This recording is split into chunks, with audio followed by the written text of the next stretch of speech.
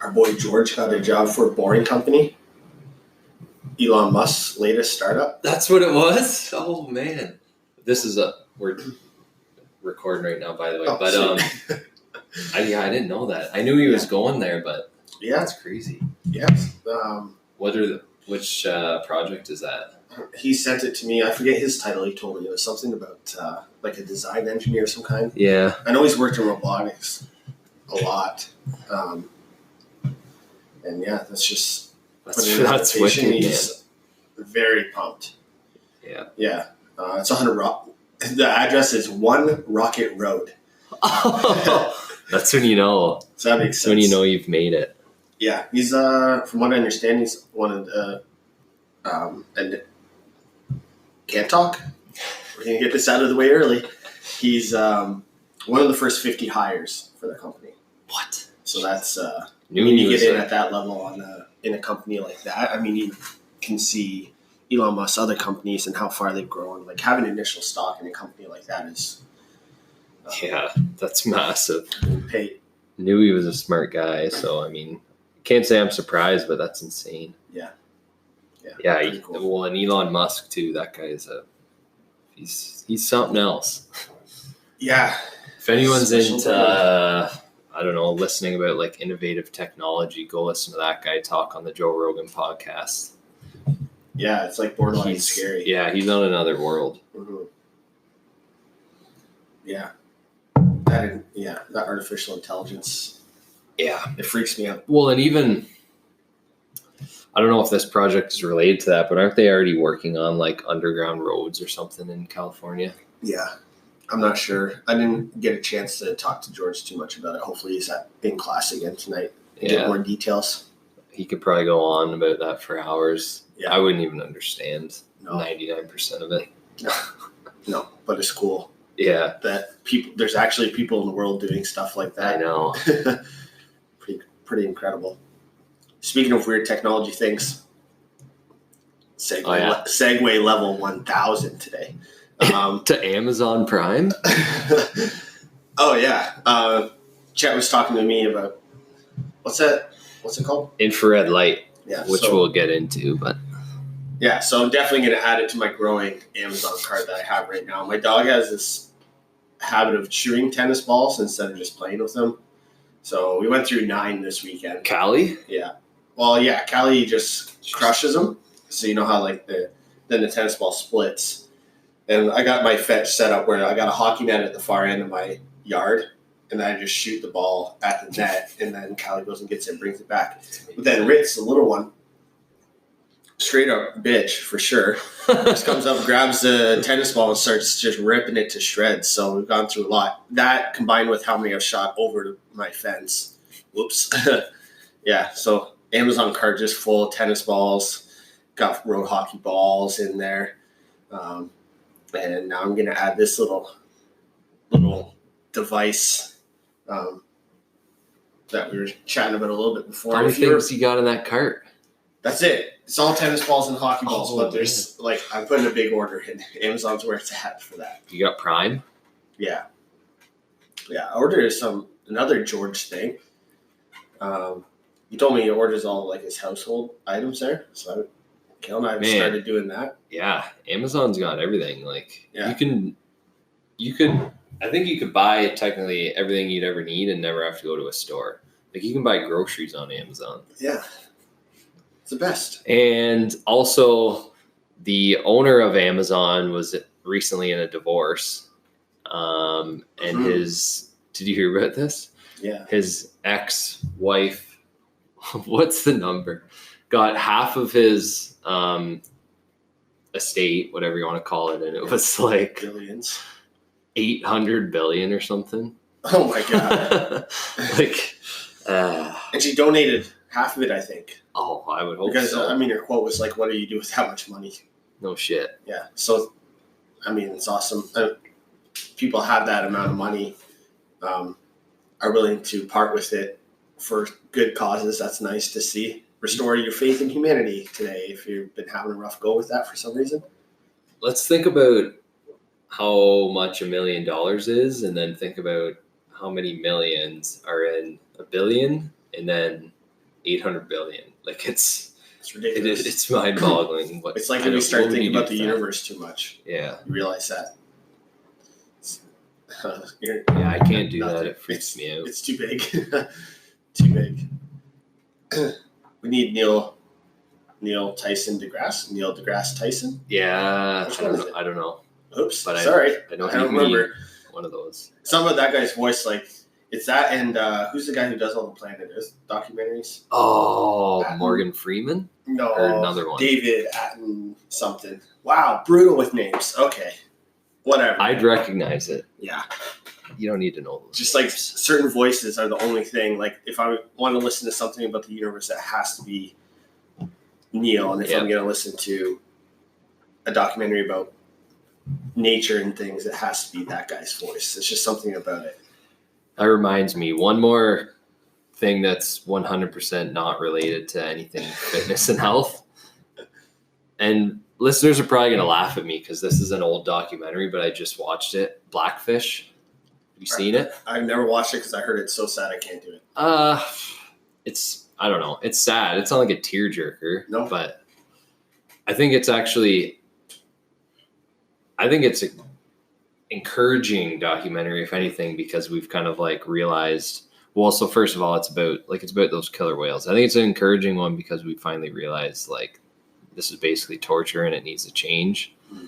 So I think the documentary is good for getting that out there. And by now, this was like, I think it was like 4, 5, 6 years ago. By now, I think they've weaned most of those facilities out.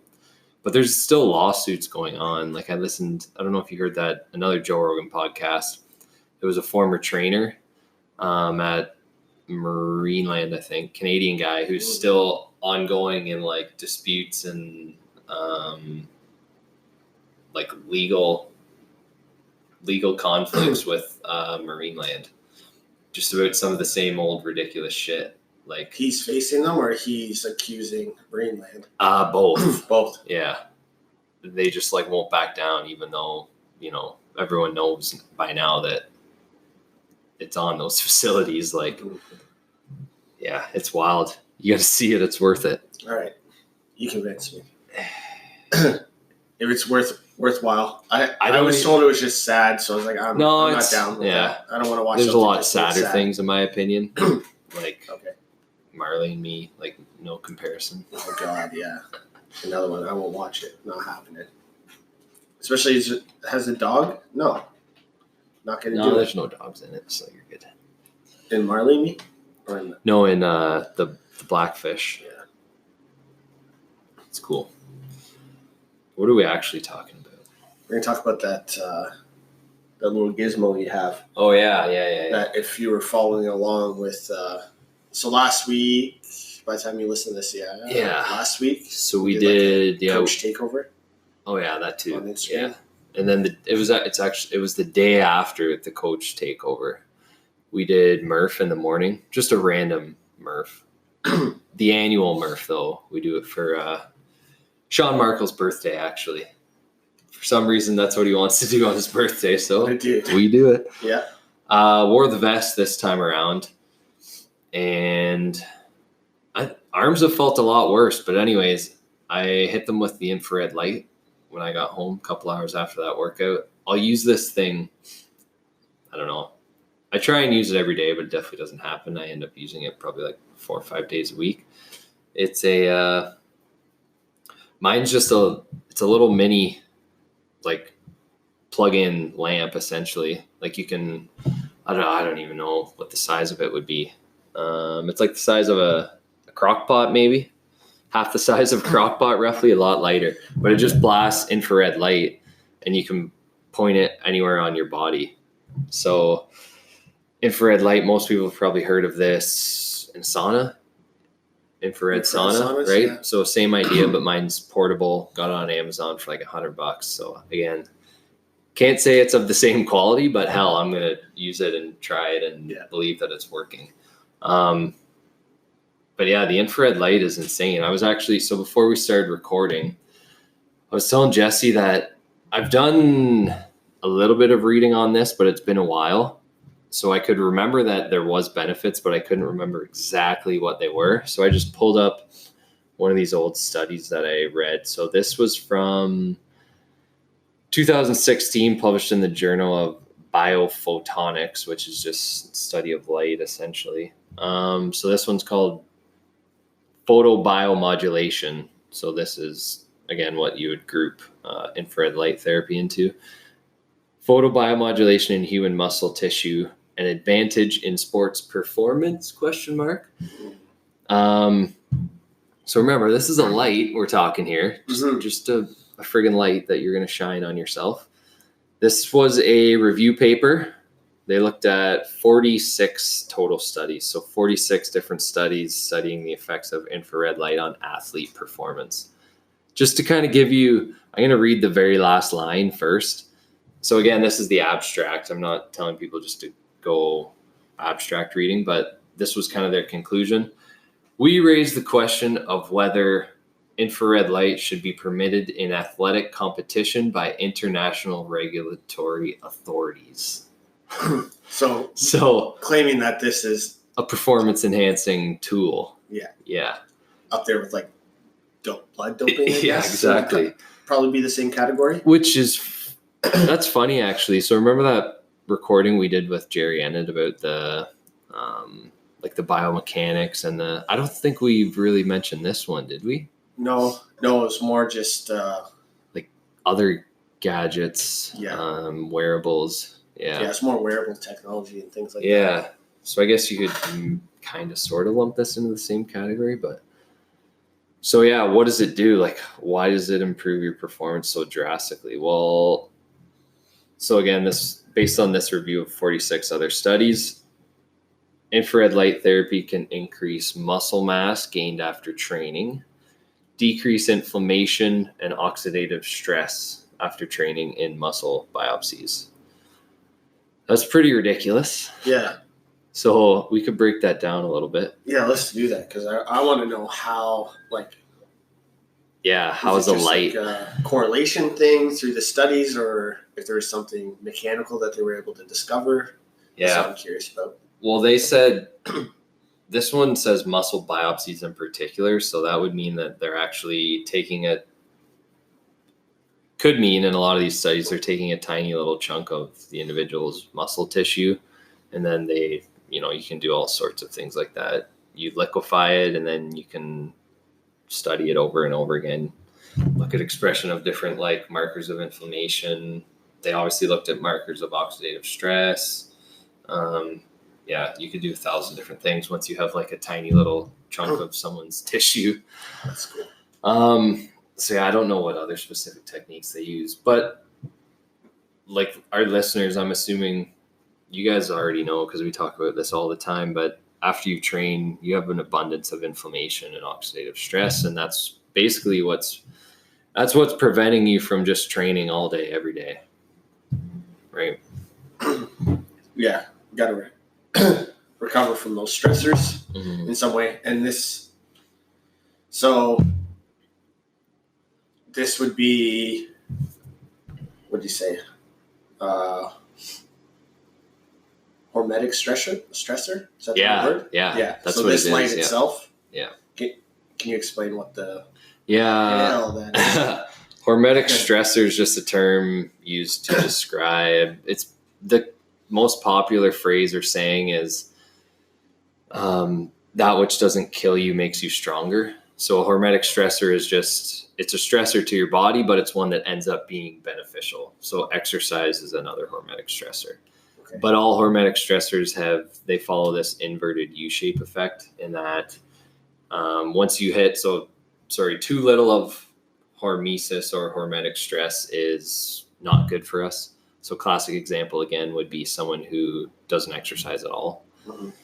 And then you can kind of slowly increase your amount of exercise until you hit that kind of optimal peak. So you've optimal exercise, kind of optimal adaptation, and then you can go the other way down that curve. So the more and more you exercise, the more it can become actually detrimental. So that's when, and we've talked about that before too, that's when you kind of get into that overtraining. So that's just another place on kind of that continuum or that curve of hormetic stress. Right, where you see just chronic inflammation, fatigue, and it's just a point of diminishing returns. You're not going to get any better if you hang out there for too long. Yeah. So I guess this light, if you use it too much or for too long or expose yourself too much, you eventually get to that point. Yeah, exactly. But, what would be the benefit of shining this random little light that's half the size of a crock pot? Yeah, I'm looking at my crock pot right now, and I'm like, it's roughly. Like laptop size, isn't it? Yeah, that's probably a better comparison. And it's like a red light. Yeah. So you kind of feel like a reptile. You do, yeah. That's true, yeah. It's pretty bright. What's the point, and why would they think that it's up there with other, performance enhancing practices? First of all, like all different lights will penetrate your skin at different levels, essentially. So that's one of the things that makes infrared unique is that it has a specific frequency. I have no idea what the hell it is, but at this specific frequency, it actually it gets deep into your tissue. So it'll actually penetrate like muscle. Can't talk either. Muscle tissue, so on and so forth. So just imagine like it's penetrating deep, and it has some other unique characteristics, but I have no idea. Like we need to ask maybe like an electrician or a light guy, a photobiomodulation guy. But anyways, I know that the specific, so actually that's one thing to appreciate kind of right away is that different light frequencies will affect all of your cells differently. Mm-hmm. Same thing as different sound frequencies will affect all your cells differently, which is pretty crazy when you think about it, but we can get to that later too. Yeah, because there's kind of a big thing about blue light and things like that. Yeah, exactly. Yeah. So this is all why. So the infrared I know one of the things it does is, acutely, kind of like immediately, just on simple terms, it will stimulate blood flow and delivery of nutrients and lymph movement to and from sites of inflammation. So right there, like if you're putting it on a sore muscle, it's going to stimulate blood flow, delivery of nutrients. You're going to clear all that waste out faster and more efficient. So that's one thing right there. But I'm pretty sure it also affects your mitochondria. So this is where the hormetic stress comes into play. So most hormetic stressors are named that or act that way because they change your mitochondria. So your mitochondria, just in like super simple terms, is basically like the batteries of your cells. So they're responsible for actually generating energy, generating ATP. So if you have, and I should say that one of the reasons that people age basically is because they lose total number of mitochondria, but their mitochondria become weak. And there's a lot of experts on longevity and aging now that think most chronic illnesses or even death could just be a result of like basically the failure of mitochondria. So that's why this is such a massive field right now, hormetic stress. But yeah, anyways, I think what it does is it at that point in time, it stresses your mitochondria, but then they adapt and become stronger. And then that's how you adapt from that. Yeah. Right. Making you more efficient at producing energy. Producing energy, clearing waste, all that good stuff that would make you a better athlete. So that's why they lump it into potentially performance enhancing because I hear that and I'm like, okay, sure, but this kind of goes with any performance enhancing drug. Like there still has to be a prerequisite amount of work put in order for you to even see any sort of benefit in your sport. Like somebody could take just a straight up test based steroid, not work out, and they're not going to see the benefits from that. Same thing with blood doping and any sort of performance enhancing drug or device or anything like that. To me, I think it's a great recovery. Yeah.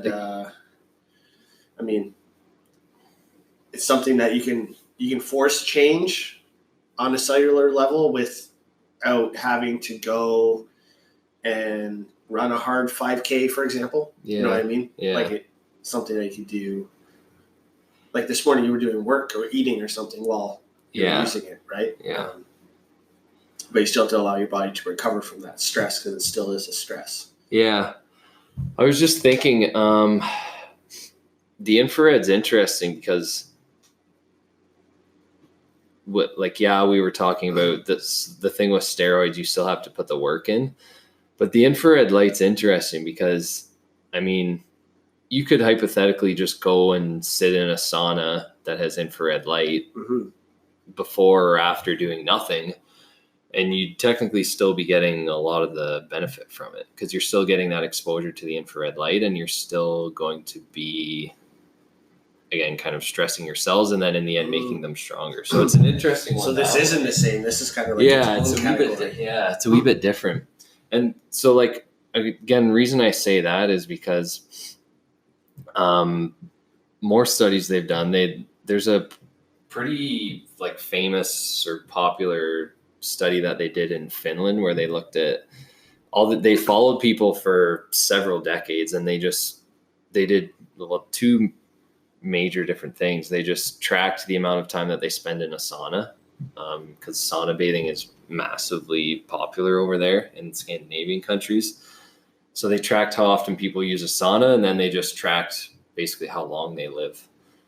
And they found that the more the people used the sauna, the more resistance they had to certain chronic illnesses and the longer they lived. So they found something that people call a reduction in all-cause mortality, which just means that this group did not develop any diseases, less disease compared to the other group. And it was this group that used the sauna something like, I don't know, it was like those using it over, say, like 5 times a week or something for at least 15 or 20 minutes a day. And I mean, the immediate argument to that would be, well, if people are using the sauna, then that probably just means they're more healthy, which is true. But this study actually controlled for that. So you can kind of throw that off the table. So it's interesting. Like and sauna is another hormetic stress, is just applying yourself to high heat. I don't even know if that was an infrared sauna. It might have just been strictly the exposure to heat. Yeah. So there's something there too. Yeah, I mean, all these studies and all these devices, what it comes down to is like your body needs to be stressed in some sort of way in order to, be healthy. Which, when you say it out loud, it's like, wait a minute, but I know stress isn't a good thing. Like when you get too stressed out, for example, you get sick or you get overtired or grouchy or whatever. But these are different stressors to the body. Yeah. And I think we're pretty comfy now. That's the problem. People are too comfy. We're pretty comfy. Yeah. There's no reason. So then it's like, you seem like a weird person when you're going out like searching for these. Yeah. Oh stressors. Yeah. You definitely look like a minority. Yeah. Whereas, like, that's what is going to allow you to live longer, according to these studies. Yeah, that's right. And perform at a higher level.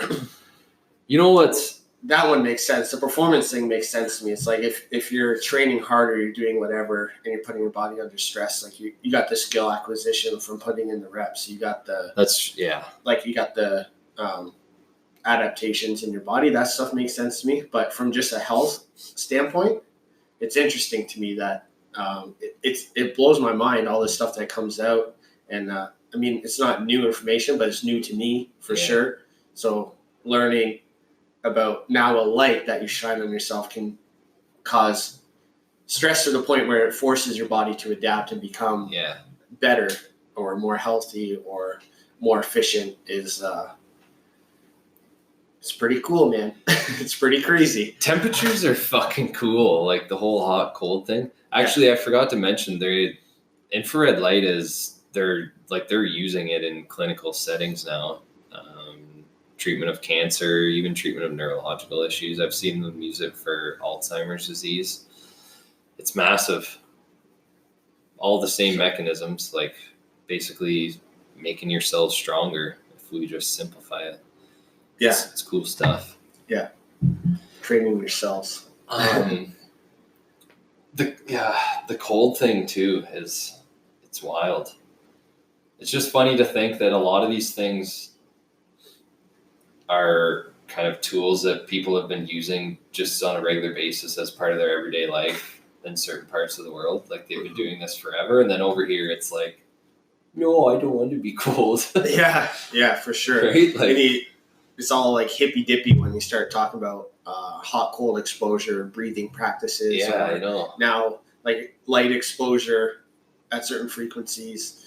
Like you say this to certain people, and they're gonna look at you like, "Dude, what are you doing? Like, why are you doing this?" All you got to do though is go to the Scandinavian spa in Collingwood. You go if you've never been to those hot cold tubs, it's basically, it's a super nice facility. People go there for a day of relaxation. You can get massage. They have saunas, but they also have hot tubs, cold tubs. So Scandinavian spa, it's named after like Sweden, Finland, et cetera, et cetera. And so they have this posted everywhere. They show you the protocol. You're supposed to go from like hot for, I don't know, it's anywhere from like 5 to 8 minutes. And then you're supposed to go to the cold for at least 2 minutes. And you go there and like 1 or 2 people max out of the 30 to 40 people that are in there at a time go into the cold. And most of the time when they go to the cold, they're walking in like up to their knees and then they run back out. Like they're not sitting in there. Whereas if you were to go to, say, visit like Finland, I guarantee they'd fucking all just be sitting in there like it's nothing. Yeah. Like they'd come here and look at us like we're a bunch of quacks. Yeah. Like you guys are big babies. Yeah. So it's all about, again, perspective, right? Yeah, for sure. So that one you completely submerge in the cold water too? You're supposed to, Yeah. I've only seen, this wasn't like the same, I don't think, but it was like just almost like a little track. So you go sit in the sauna, wet or dry. And then the wet ones had like different scents or whatever. And then there was a cold tub, but it was essentially just a little track that you walked around. Yeah. So just your feet got submerged. Okay. So not as hardcore. It's definitely not comfortable. No, it's not. Oh boy. You can get used to it though too, I think. Just like anything else, you adapt to it with practice. But it's uncomfortable, right? So it's like that's what deters people. It's like, why would I do this when I could just chill in the sauna and then go, swim in the pool or something? You know what the most passive way to lose weight is? Just turn your thermostat down like 3 to 4 degrees. Just be more cold. Yeah. So then the body has to work harder to warm you up and it burns more calories. But everyone fucking has their thermostat cranked. Yeah. They haven't even turned the AC on in this building yet. They don't turn it on until June 15th. Oh, yeah. It's a hard date, no matter what the weather's like. You really need the heat on until June 15th? Yeah. Oh, my God. You probably only have pants on because I'm here right now. Yeah, pretty much. Just putting the blanket down and sitting in the birthday suit doing your work, probably. So, we can say whatever we want on the air. There's a lot of days where I say bye to Keelan in the mornings in my birthday suit. Just because sometimes, spend the first little bit of the day roaming around like that. Yeah. It's not really intentional. Just put it off. And it gets hot in here sometimes. It's a life you live. You don't have to put pants on till you want to. Yeah, so that might be the biggest perk of being an entrepreneur. Yeah. Pants. Pants or no pants, whatever you want. Sweatpants at the most days. Could be clients listening out there who one of us have done a call with our pants off and they'd have no idea. Nope. Shirt on. Yeah. Socks on. That's funny.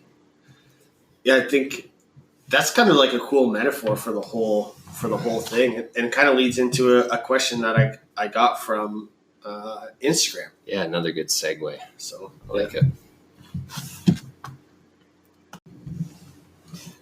So the big question on Instagram for this week was, it's not really a question because I worded my question as to not get a question response. If that makes sense. I asked what people would like to hear us talk about this week.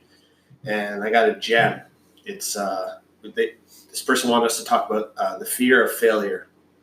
That is a gem. I love that. Yeah, there's just so many different layers to that piece. And I'm not sure. The best part about it is you don't really know where somebody's mind was at when they wrote the question, which is kind of adds a little bit to it as well. Yeah. I guess just to, like, as a talking point to start, this is like a really hippy-dippy philosophical sort of question. I think this would be a similar question to have somebody ask you, like, what's the meaning of life or what's the definition of success? It's like there's so many different perspectives and variables in there, as well as just expectations in general of what that looks like, and based on like your environment or information coming in from ads, social media, the way your family raised you and the kind of house that you grew up in. So many different levels to that. So I think it's going to be different for everybody. But when I read the question read that for the first time, the first thing that popped into my head was that I was trying to think of like when I was afraid to fail something, whether it be a test or, an event that I was attending, whether I was coaching or competing as an athlete, or a new progression that I was working with clients that, people are putting a lot of trust in you to make sure they're getting better. So it's kind of like, am I doing the right thing? Am I going to essentially fail this person? So there's like a fear element there or a pressure. And pretty much the only thing that I could really come up with was like, the only times I've ever been afraid of failing is when I wasn't prepared properly, which was kind of uncomfortable thing to come to a realization on. Certain things, like if you're competing and you're worried about a certain event, for example, most of our listeners, I think, are involved in CrossFit in some way, shape, or form. So let's compare it to the Open. So last year's Open, when Dave Castro was doing the announcements, because as much as we all hated it, now we're like, come back, Dave, we miss you. So he's like doing his super annoying whiteboard thing or chalkboard thing, whatever he's using. And he's talking super slow and robotic, and everyone wants to just throw their TV. But he writes up that one movement that you just suck at. Double unders is probably one that most people can relate to, because it's either like you do or you don't.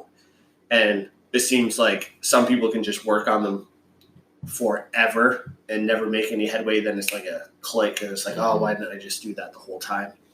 Whereas other skills in CrossFit require some sort of prerequisite strength, usually, like pull-ups, muscle-ups, things like that. Right. Double unders is like, I don't know, my cousin who's never done CrossFit ever in his life could come in and do double unders no problem, whereas we have somebody at the gym who's been doing CrossFit for 5 years and has been trying super hard, going to double under clinic with strokes and whatever, and just can't get it figured out. So that movement pops up and you're like, shit, right? So your fear is now not doing well in the workout, which would be the failure to you. The only time that people would feel some sort of like real fear is if they haven't been working on it, in my opinion. I think that people that have been trying hard to get better, they see it as, well, I'm going to see how I can do. And I think the people that get mad and like, oh, come on, double unders again, as if you didn't see it coming for every single year for the last however many years I've been doing the Open, because they never practiced. And now it's like, okay, well, I have between now and Monday to try to learn double unders, let alone try to get through whatever the rest of the workout is. So that's like my closest CrossFit relatable thing that I can think of. But I think it's all about perspective and just expectations that people have on whatever success is. So, Yeah, that's what I was going to ask. So, because do you think like person A who's actually been working on them diligently but doesn't have them yet, would they be as scared of it when it does come up as someone who also doesn't have the movement, but also does not have the movement, but has not been working on it. Like, I'm just wondering if one would be more kind of fearful than the other. It's a, yeah, I think a lot of fear is attached to like that regret piece in a way. So to me, and again, this is just my opinion, because I think this question is one of those philosophical ones that you're trying to define something that has so many different meanings to different people. But to me, I think the lack of effort and the lack of preparation is more scary than, I've been working on it, so at least I have these tools in my toolbox to try and put my best effort forward. And then it's like, whatever happens, happens. Whereas the other group is like, I haven't even been working on this, and they let themselves down. So that's the true failure. Yeah, I see what you're saying. Yeah, I think that's a good point, because I think even like, just to use that example of two people who don't have the skill, but one's been working on it, one hasn't. I think the one that's been working on it, they're not as scared to fail during the actual workout because they've been failing over and over again with them as they've been practicing. Oh yeah. That's like what I'm thinking. Yeah, cool. So they have like coping mechanisms. Yeah, already. I think so. Yeah. Yeah. And I'm sure they're, by all means, they're probably like maybe even a little annoyed if the movement comes up where it's like, fuck's sakes, I've been working on this over and over again and I don't have the movement. But I don't think they would be necessarily scared to fail at it because they've been practicing it. I don't know. That's just kind of an idea. Yeah, I like that too. And then to get away from the movement example, because I think that one's a little bit harder. I think we started with a hard one to start with, talking about a movement that you're practicing, So we can take it a little bit bigger to like just open placing, just to keep it CrossFit-y, for example.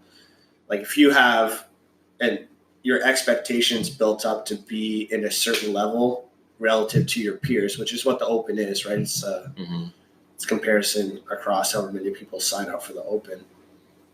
And you place your definition of success, because in order to have a failure, there has to be some sort of success that you're chasing. So say that's top 1,000 in your region, and then you finish 1,010th.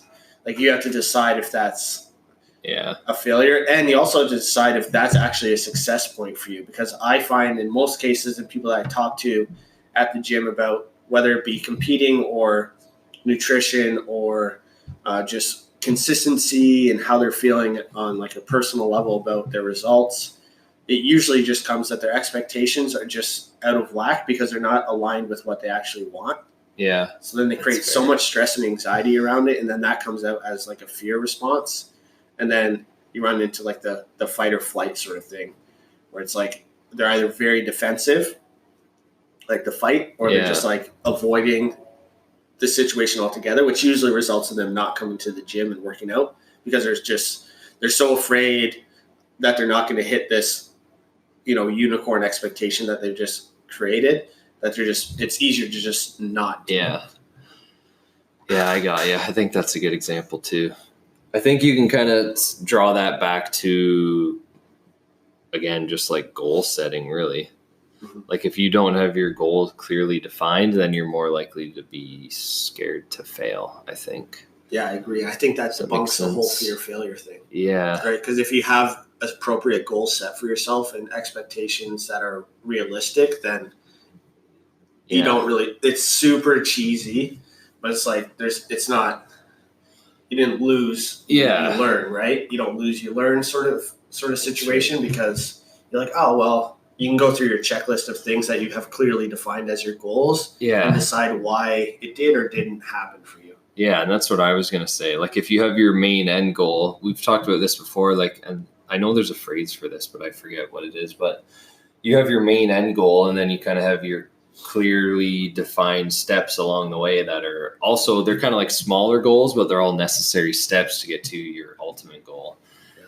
So what I'm thinking with this is like, if you fail at whatever, some random goal, you can use the example of that open that you mentioned. If you fail at that, but then you kind of go back and look like, oh, well, like look at all these other, 20, 30, 40 goals that I had as a prerequisite to this. I hit all those. I put the work in to hit those. So the fact that I kind of failed at this, I mean, that's fine. That's okay. Or maybe even beforehand, you look at that progress that you've made and then say, I'm pretty happy with what I've done. And so I'm not scared at all. I have no fear to kind of attack this last one, as opposed to like person B, who maybe, in their head, they have kind of this abstract goal of how they want to compete, again, to use the example, in the open, but they haven't really designed a plan. They didn't really create any steps along the way. They have an idea in their head that they're progressing towards that goal because, they're hitting numbers in the gym, numbers have been improving and so on and so forth. But again, they don't really have that concrete, clear, defined goal plan. I think that person's going to be more likely to be like fearful of that end result or that end failure.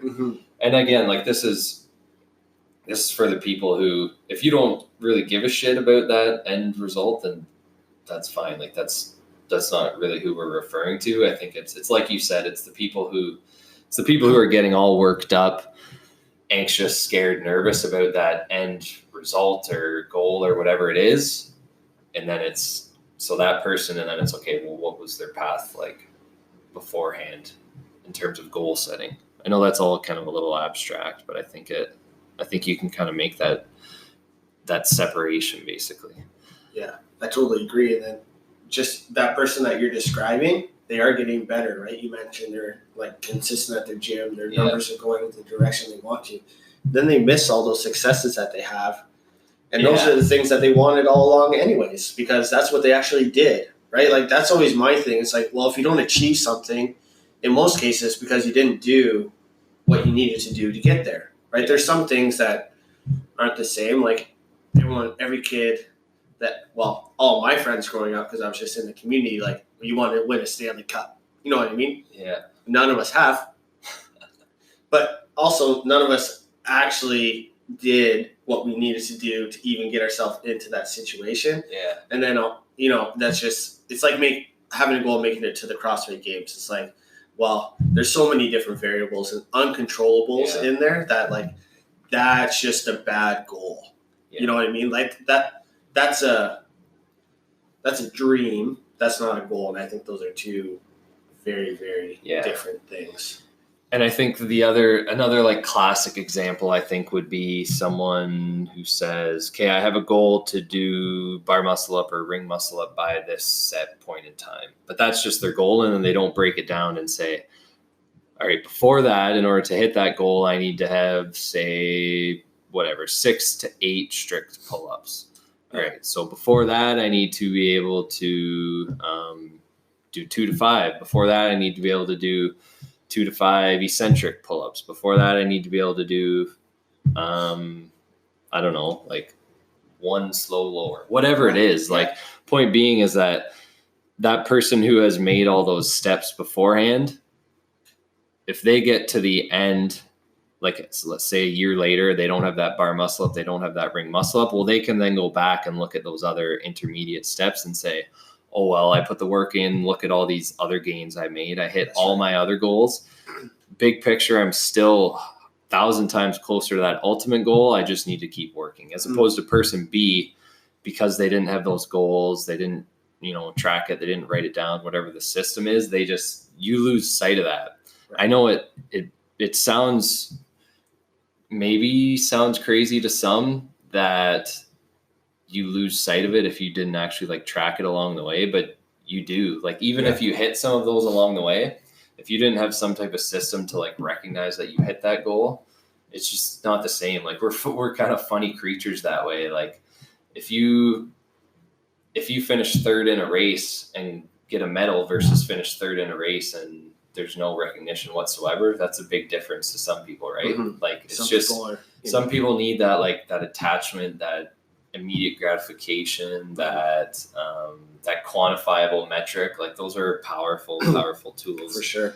The other good example would be like weight loss or body composition. If you don't have, say, those initial starting measurements is a big one to me.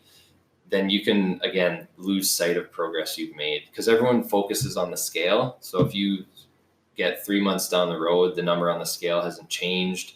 People tell you, comments, say like, hey, like you look good, you look better. But if you, in your mind, you just don't know. You're like, well, fuck, I mean, I don't know. Like the scale still says the same thing. Well, the person who has those measurements showing, hey, you're the same weight, but my waist size has gone down 4 to 5 inches, or my upper thighs have gone down 1 to 2 inches. like that person's gonna, because then you know, right? There's no doubt about it. There's no question. You have that quantifiable change, and then you know in your mind, I am absolutely progressing. Yeah, totally agree. And those people that you're talking about are the people that were able to delay that gratification as long as possible. Yeah. Right? It wasn't on the first little success that they got. They were like, I'm the man, I'm the woman, I'm the shit, I'm the queen, I'm a queen, right? It wasn't that. It was like, okay, cool. And then you just stay the course. And that comes from two things. Like you're talking about muscle up to pull-ups to dips and then negatives and things like that, kind of going backwards across that progression. I think at the very beginning of that, there's two things. It's why you want to be able to do it. And the second is just showing up. Those are the two things. I found that every single athlete that I work with, if they have their why and they're consistent, those are the ones that get the results that they want to and achieve the things that they want to do it. I mean, I've seen an athlete go from 500th in the region to regionals in 1 year. And it was because she knew why she wanted to do it and she knew she was going to show up. Yeah, you're right. That was why. It. That's massive. That was it. If those two things were out of line and she was focusing on trying to do 30 ring muscle-ups for time in less than 6 minutes, that was her goal. And she had no fucking clue why she was going to do it, and she wasn't even going to the gym, she's never going to get to that point, right? And that's just a fitness-related part, but that applies to so many things in everyone's life, I think, aside from fitness too. Yeah. The further you can delay that gratification and push it off and just stay on, like stoicism is a big thing we've talked about before, but the more like even-keeled you can stay and the less emotional you can get to responding to something. Like you don't have to get excited about success or be afraid of failing. You can you can be in the middle and just not. Kawhi Leonard. I love watching that guy's interviews. He's the shit, man. He's just really, I haven't seen any. Dude, honestly, I highly recommend it. He is the most even-keeled sweet guy ever. Whenever people ask him, he's like, I'm just having fun playing basketball. The best, it was coming off a loss, I think the last series, and they were going back home for the next game. And so interview right after a loss, like most people in that situation, being like the conference final, there's a lot of emotions, and you know, it put them down in a bit of a deficit in the series. And the one reporter was like, well, what are you going to do now? He's like, I'm going back to Toronto. It was awesome. I love that. And I don't even think he had any other thoughts in his mind other than that answer. He's just so like focused on, well, like this is part of it. What do you think? You're just going to win every single game. You're never going to lose. You're never going to fail. Yeah. Because if you have that sort of like liberating moment where you're like, yeah, I'm going to fail. I don't give it, like, that's all part of it. If I'm not failing, I'm not trying hard enough. Then it's like, what is there to be afraid of? Yeah. Because the only thing you're going to do the next time is make adjustments to the plan that you talked about. Whether you write all your workouts down in a book now, and I think that's awesome because you can like make notes day to day. Yeah, that's been massive. Little things like that, so you can keep track of stuff, and then you can just pick out things that didn't go great. I mean, sports are a little bit different because there's so many different variables, but if you want to change your morning routine, the only one that can do that is you, right? So making adjustments in small things. Yeah. And it's like, I hit snooze 3 times this morning. My goal was to only hit once. Well, you failed, but that's okay. Like, what are you going to do about it? Yeah, that's a good point. I think some people just let it get to them too much. Yeah. I wouldn't say it's just in sports, but I think that whole like delay of gratification thing, that's like a massive, massive quality, right? Like something that's very challenging to do, but people who do it are generally, I just use this term loosely, like more successful, whether it be in like sports, business, life. Mm-hmm. Because it's such a massively challenging thing to do. But I would say it's another big problem with social media these days, I would say, like especially Instagram. Mind you, So we had our episode where we ranted a bunch about social media, Instagram and whatnot. And that was we had a lot of good feedback from that episode actually. But someone, you'll probably guess who this was as I explain it, but someone made a very interesting point regarding Instagram in particular the other week that I just never really thought of it in that way before. So I posted something about, there's a documentary on Netflix about what all these ADHD drugs do to your brain, how they came to be, how like over prescribed and how common they are now. And I just kind of posed this question on Instagram. I was like, do you think that, so I put like a short little description, first of all, about what these things do in the brain, which by the way, Adderall it's one methyl group away from being the same as meth.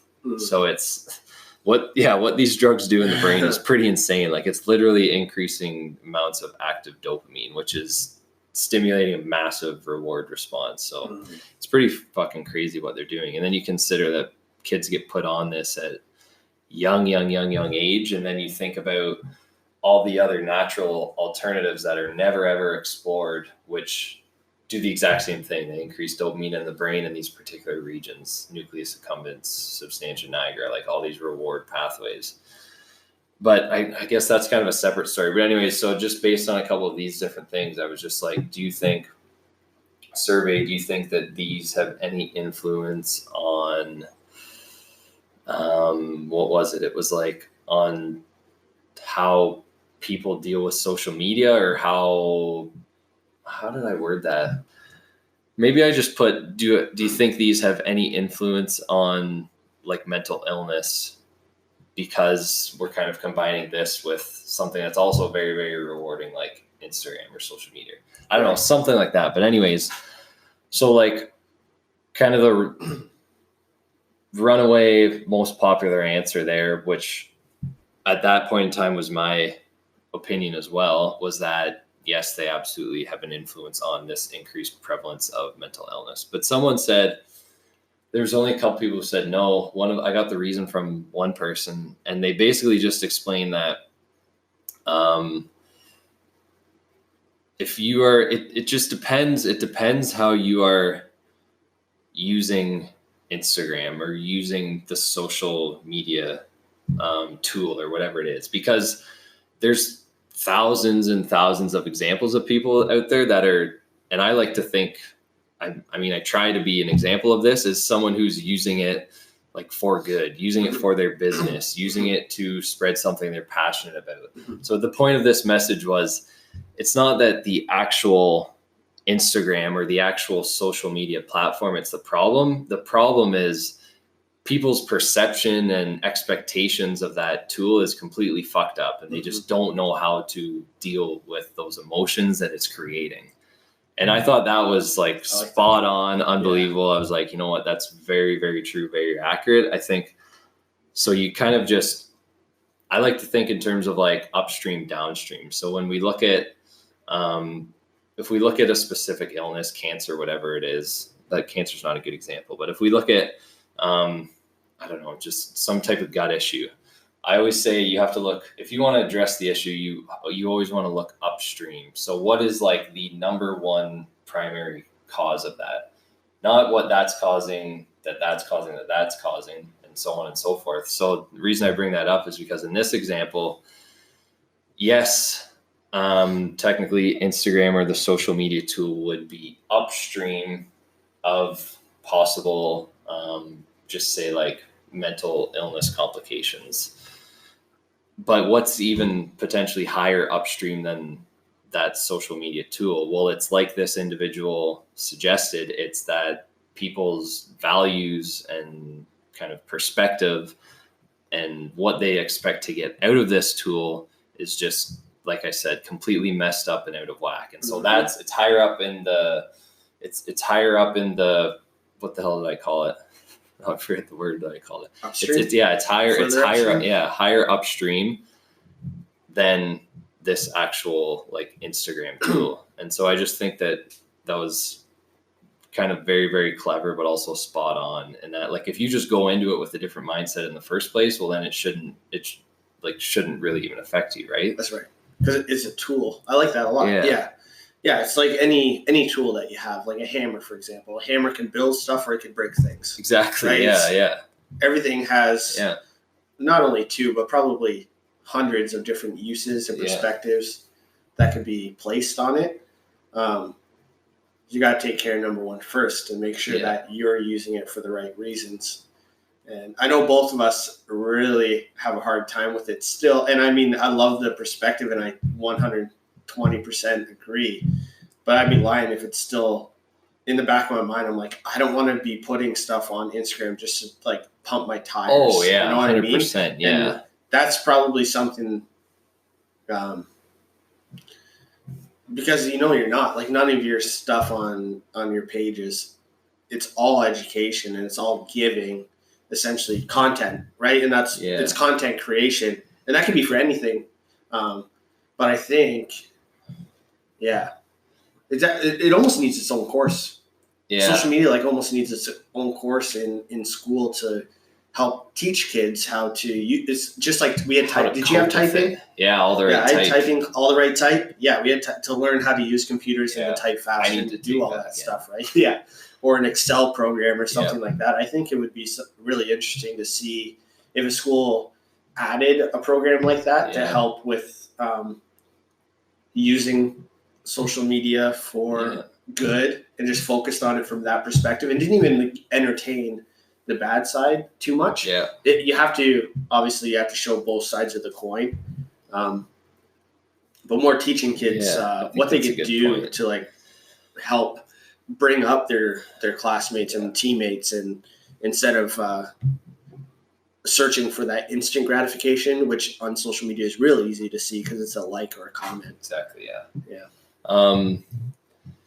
And like still to play devil's advocate to that it's not necessarily the cause. I still think, I mean, at the end of the day, there's always going to be people, whether it be age is the biggest factor. There's always going to be people, most often because of age, where they just don't have the maturity to actually go into that Instagram setting and be able to, like I explained, like use it for value, not let it affect them emotionally, not let it maybe develop potential, symptoms of whatever, like excess anxiety, they get stressed out easy, whatever it is.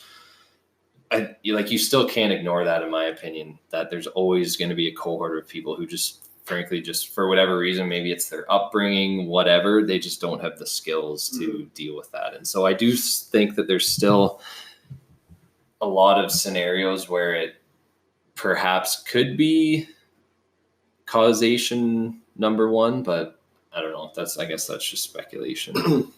Yeah.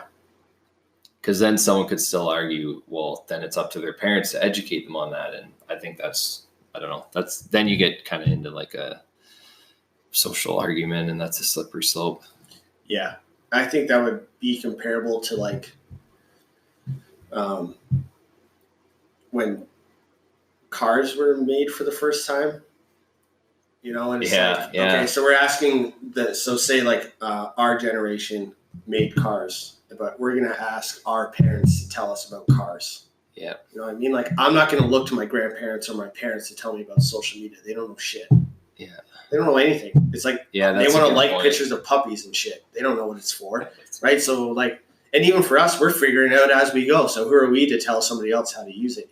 I think it's a awesome, crazy, weird world. It's like a whole other world. And, we're just trying to navigate it. We're all just pretending we know what's going on, and that's right. We all think that we have.